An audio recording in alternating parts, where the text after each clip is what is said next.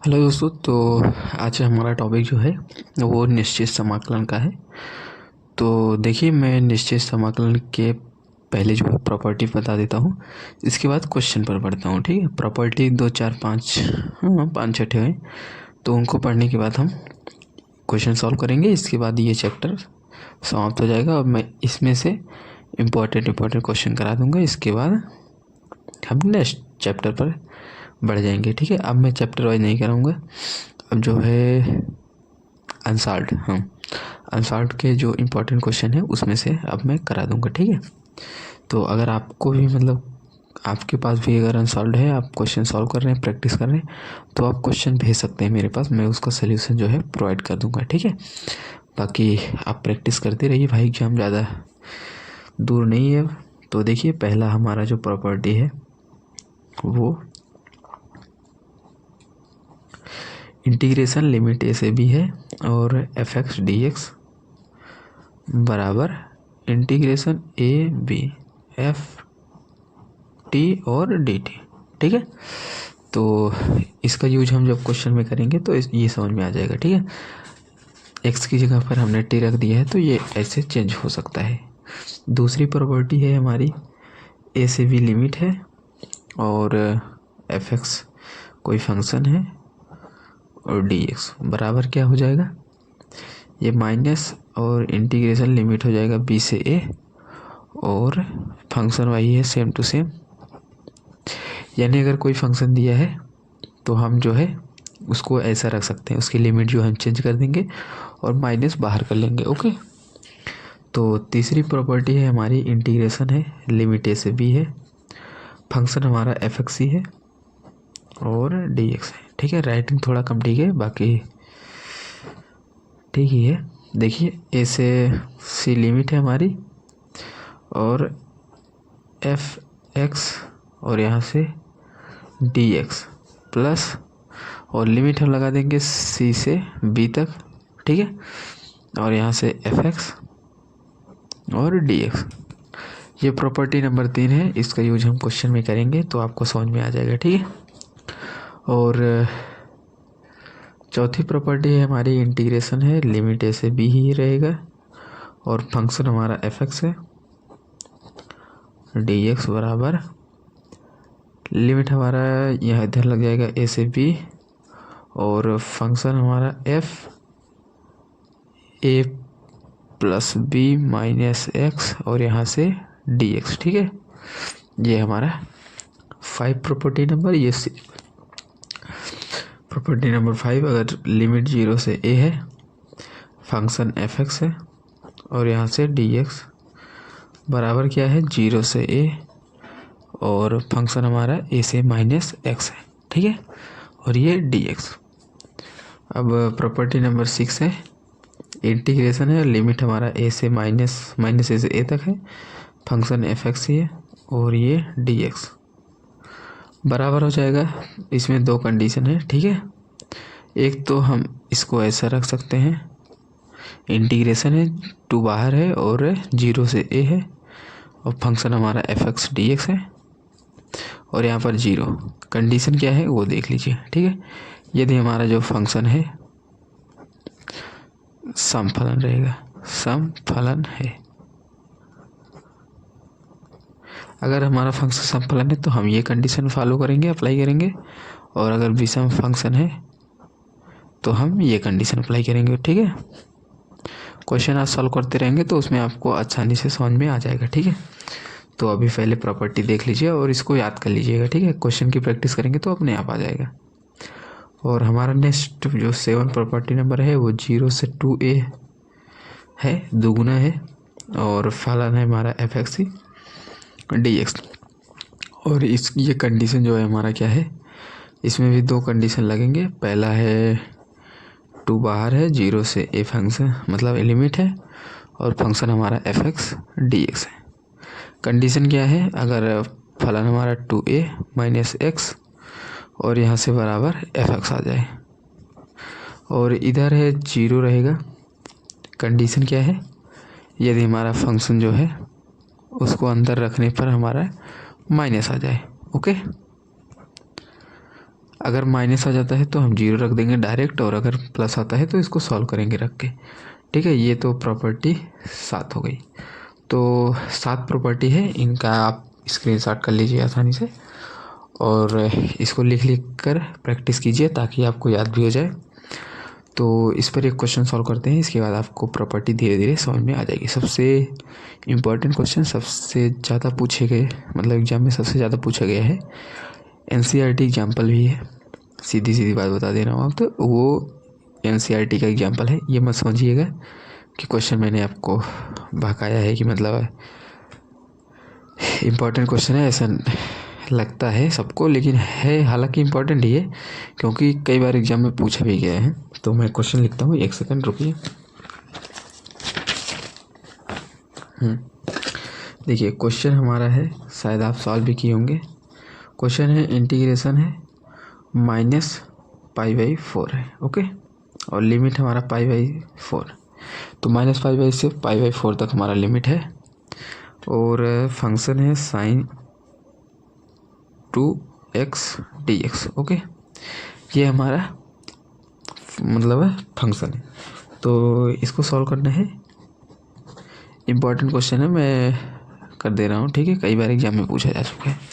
तो देखिए सॉल्व कैसे करना है। सबसे पहले मानते हैं कि फंक्शन हमारा जो दिया है, इंटीग्रेशन को भी साइड रखिए और फंक्शन को लीजिए, ठीक है, ये है फंक्शन हमारा। अब हम चेक करेंगे कि ये सम है कि विषम है।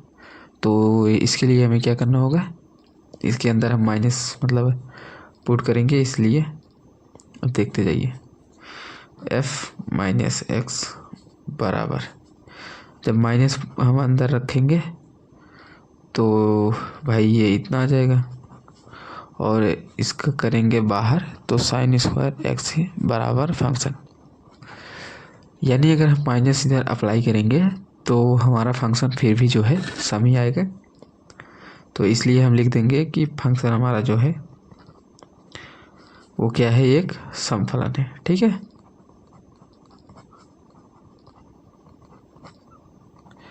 ये हो गया। इसके बाद अब हम भाई फार्मूले का अप्लाई कर देते हैं। देखिए इंटीग्रेशन -π/4 और यहाँ से π/4 sin² यहाँ पर dx बराबर, तो इसमें जब ये सम है तो इसलिए हम फार्मूला यूज करेंगे 0 से π/4। अभी दिखाता हूँ कौन सा प्रगुण मैंने यूज किया है, यानी प्रॉपर्टी। प्रगुण हिंदी में प्रगुण कहते हैं, प्रॉपर्टी गुण भी कह सकते हैं आप। देखिए ये हो गया। इसमें कौन सा मैंने फंक्शन यूज किया, मतलब प्रॉपर्टी यूज की है, वो भी बता देता हूँ आपको, ठीक है। तो इसमें प्रॉपर्टी नंबर 6 यूज हुआ है, ठीक है। प्रॉपर्टी में लिख देता हूँ, इंटीग्रेशन ए ये यहाँ से और f(x) बराबर, यहाँ पर dx लगा लीजिए, यहाँ से था 2 इंटीग्रेशन 0 से a f(x), यहाँ पर dx और यहाँ पर 0। ये सम के लिए कंडीशन था और ये विषम के लिए, ठीक है। तो प्रॉपर्टी हमने ये यूज किया है, तो आप भी इसको सॉल्व कर सकते हैं, माइनस रख कर चेक कर लीजिएगा तो पता चल जाएगा कि सम है कि विषम है, ठीक है। अब इसका इंटीग्रेशन हम अलग से करते हैं। तो देखिए 2 तो बाहर ही है भाई, कोई प्रॉब्लम नहीं है, तो 2 को बाहर ही रखते हैं, लिमिट जो लगा है उसी को रखते हैं और इसमें थोड़ा चेंज करते हैं। तो अगर आप sin² को बनाना चाहते हैं तो इसको बना सकते हैं 1 - cos 2x, और यहाँ से बटे 2 यहाँ पर dx। अभी समझाता हूँ कैसे। देखिए cos² माइनस sin² बराबर क्या होता है, cos 2x, ठीक है। अभी हमारा यहाँ पर क्या था, sin², तो इसकी यही है, तो इसलिए इसको भी हम sin² में चेंज कर लेते हैं। तो cos² बराबर होता है 1 - sin², ठीक है, और ये माइनस sin² पहले से ही है, और बराबर cos 2x, ओके। यहाँ से 1 माइनस माइनस प्लस हो जाएगा, 2 sin² बराबर cos 2x। अब देखिए हम क्या करते हैं, ये इस माइनस वाले को इधर कर देंगे तो प्लस में हो जाएगा और इसको कर देंगे तो माइनस हो जाएगा, यानी 1 और ये इधर आया तो माइनस कॉस 2x बराबर 2 साइन स्क्वायर एक्स। ओके, तो अगर हम साइन स्क्वायर एक्स देखें तो 1 माइनस कॉस 2x बटे 2। ठीक है, आई होप दिख रहा होगा। तो यही मैंने यहाँ पर रख दिया है। तो अब इसको सॉल्व करते हैं। ये देखिए नीचे जो हमारा हर है वो 2 है, तो इसको अलग अलग कर देते हैं। तो देखिए 0 से π/4 ये हो गया, और यहाँ से 1/2 माइनस कॉस 2x बटे 2 और ये dx। ठीक है, अब इसका हम क्या करते हैं, समाकलन कर देते हैं और लिमिट जो लगा है उसको लगा देंगे। 2 तो बाहर ही रहेगा, कोई प्रॉब्लम नहीं है। 1/2 का जब इंटीग्रेशन करेंगे तो 1/2 x आ जाएगा, और माइनस कॉस 2x का करेंगे तो आ जाएगा साइन 2x और बटे 2 पहले से ही है तो 2 दूनी 4। लिमिट हमारा 0 से π/4 है। ओके, तो अब भाई लिमिट अप्लाई कर देते हैं। तो जब लिमिट अप्लाई करेंगे तो एक काम करते हैं, अब लिमिट अप्लाई करके देख लेते हैं। ठीक है, तो अगर हम इसमें से 2 कॉमन कर लेंगे तो ये 2 हट जाएगा। तो एक काम करते हैं, 1/2 कॉमन निकाल लेते हैं। तो यहाँ बचा x, यहाँ बचा साइन 2x बटे 2 0 से π/4।